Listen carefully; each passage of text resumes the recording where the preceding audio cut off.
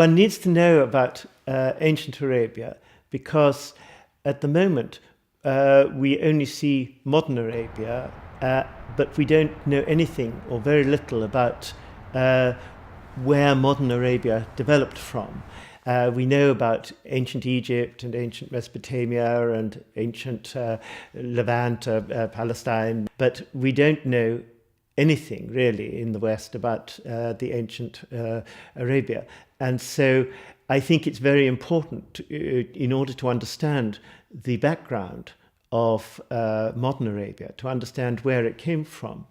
And what is even more vital is that the people, the Arabians, the people who live in Arabia, should know their background, because most of them don't know that there was anything before the rise of Islam. What we find actually in ancient Arabia is that more people per head of population could read and write in ancient Arabia than in any other part of the Middle East in antiquity, which is a very remarkable thing. And even the people who normally would not be expected to read and write, like nomads.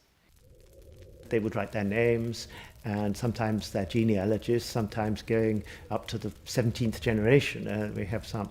And they would... And then they would say what they were doing, because they had all the time in the world, and if they didn't finish before dark, then they would come back the next day and carry on. And they would write prayers for security, for rain, for booty, if they were on a raid.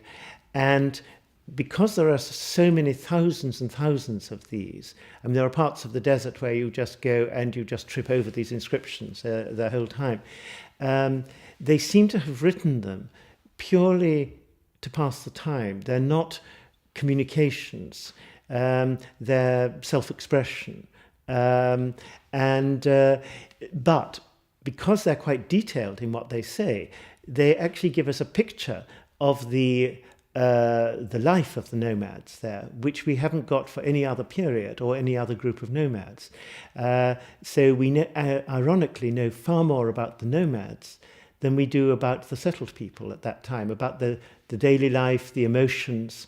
And so I call them tweets from the desert. And they are like, you feel as if you're communicating over 2,000 years with somebody. You actually sort of, they say, you know, I'm frightened here because the enemies are closing in on me and things like that. Or I'm lonely, or I'm sad because so-and-so has died.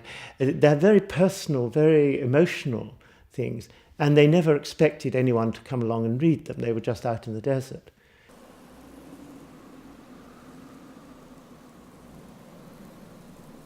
It was only after I left university that I met a great expert on the inscriptions of ancient Arabia on a dig. And I went back to university and studied Arabic and Aramaic and Hebrew, and then went out to work with him in Lebanon and later in Jordan on these ancient inscriptions.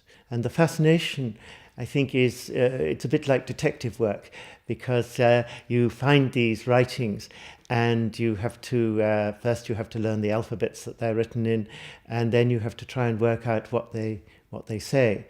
And there are so many of these inscriptions in Arabia, but so little work has been done on them over the last couple of 100 years, that it's all pioneering work, and so it's all new discoveries, because Arabia is the last unexplored area of the Middle East, really, for its ancient history.